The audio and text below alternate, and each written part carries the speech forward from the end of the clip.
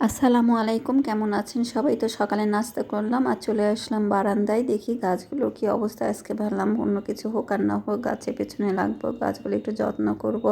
আসলে এগুলো শখের জিনিস, এগুলোর পিছনে অনেকটা সময় দিতে হয় আর নিজের মতো করে করতে হয়।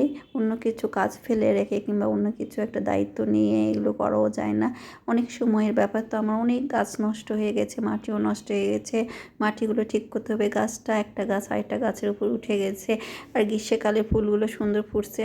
সাদা ফুল কিন্তু বেশিরভাগই গ্রীষ্মকালে মানে গরমের, আর সুন্দর ঘ্রাণওয়ালা ফুলও কিন্তু সাদা রঙই হয় আর ফুলও হয়েছে। ভাবলাম যে এগুলো করে দেখি, রান্নাটা আগে শেষ করি। আবার রান্নাটা একটু দেরি হয়ে গেলেও সমস্যা, কারণ মুরব্বী মানুষ আছে, অসুস্থ মানুষ আছে, ঠিকমতো খাবার না দিলেও হয় না। তো এই তো আজকে মিষ্টি আলু সিদ্ধ করছিলাম, সেটাও টেবিলে দিয়ে দিলাম। আর আজকে তরমুজ আর কাটি না, আজকে একটু ঠান্ডা ঠান্ডা ফ্রিজের তরমুজ, আবার ঠান্ডা লাগলে সমস্যা। আর এই তো তরকারি রান্না করতে চলে আসলাম। আজকে ডিম ভেজে আলু সিদ্ধ করে রান্না করব। আলুটা সিদ্ধ করে মতে নিলাম, ভেঙে নিলাম, যেটা ছোট ছোট করে ভাঙছি। আর তারপর ডিমটা একটু গোল গোল করে ভাজি করে নেব। অনেক রকম করে ভাজা যায়, রাউন্ড করে গোল করে পেঁচে পেঁচেও ভাজা যায়। ডিমের মধ্যে শুধু হলুদের গুঁড়া, মরিচের গুঁড়া, লবণ দিয়েও ফেটে নিলাম। তারপরে তো হালকা তেল দিয়ে ভেজে নিলাম। এদিকে আলুটাও কষে নিচ্ছি আর কাঁকরোল ভাজি করবো আর শুটকি রান্না করব। তো এই দিয়ে আজকে খাবো। আর সাথে তো ডাল আছে, ডালটা বাগার দিয়ে নিব। উঠে দিলাম, কষিয়ে দিলাম। আর এই ডিম ঝোলটা তো হতে বেশিক্ষণ লাগেও না সময়, আর যেহেতু মাখানো তরকারি সব, খুব একটা সময় লাগবে না।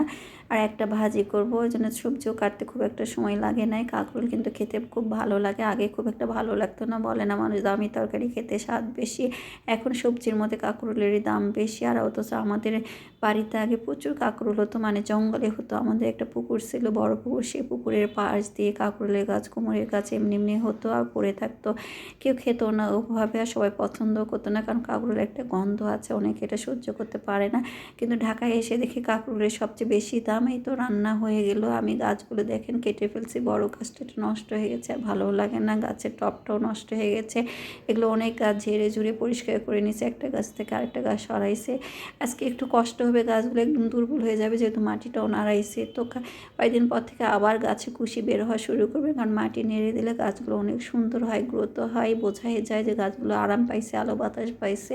তো এই তো গাছগুলো করে এসে আমার মনটাও ভালো, কারণ গাছের পিছনে কিছু একটা মাথায় ঢুকে থাকলে আসলে যতক্ষণ না করবো ততক্ষণ কিছুই ভালো লাগে না। আর এগুলো তো শখের জিনিস, কিছু একটা করতে লাগলে শেষ না করা পর্যন্ত ভালোও লাগে না। তো রান্না আমি করে ফেললাম, আস্তে আস্তে ডিম ঝোলো হয়ে গেলো।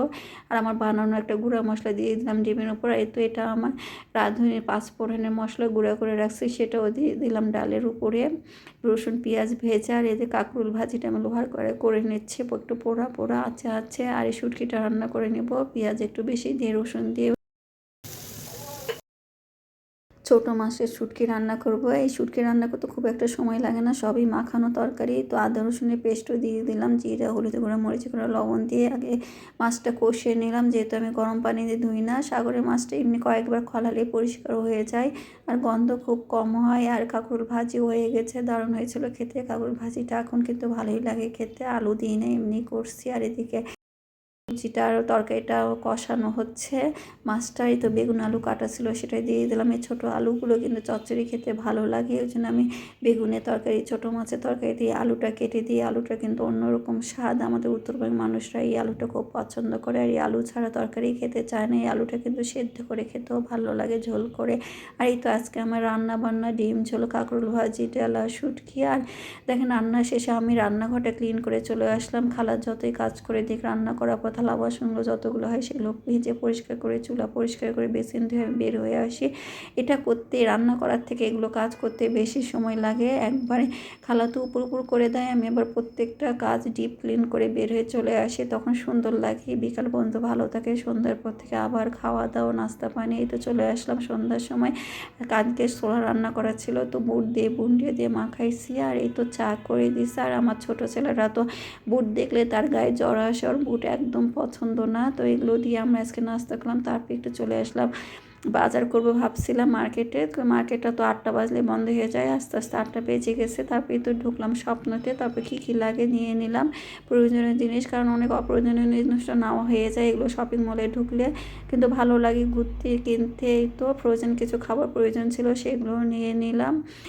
আর মাঝে মধ্যে এসে নিতে ভালোই লাগে এগুলো খাবার। এগুলো ঘরে থাকলে বাচ্চারা মাঝে মধ্যে ভেজে খায় আর খুব সহজে হয়ে যায়, মানুষ বেশি থাকলেও সমস্যা হয় নাই। তো এগুলো নিয়ে বাসায় চলে আসলাম অনেকটা সময় করে। আর কিছু গুড নাইটও নিয়ে আসলাম কয়েকটা রুমের জন্য, 3টা রুমের জন্য 3টে নিয়ে আসলাম। মানে মশা এখন হয়েছে, কেউ মশারি টাঙাতে চায় না। আর টিস্যু দেখেন কত রকম যে টিস্যু লাগে, আর টিস্যুরই সমারোহ। আর এগুলোতে যেতে হয় টিস্যুর জন্য, বাথরুমের টিস্যু, কিচেনের টিস্যু, টয়লেট টিস্যু, বেসিনের টিস্যু, হ্যান্ড টিস্যু, মানে টাওয়েল আর ফেসিয়াল টিস্যু সব কিছু। আর কয়েকটা বিস্কিটও নিয়ে এসেছি।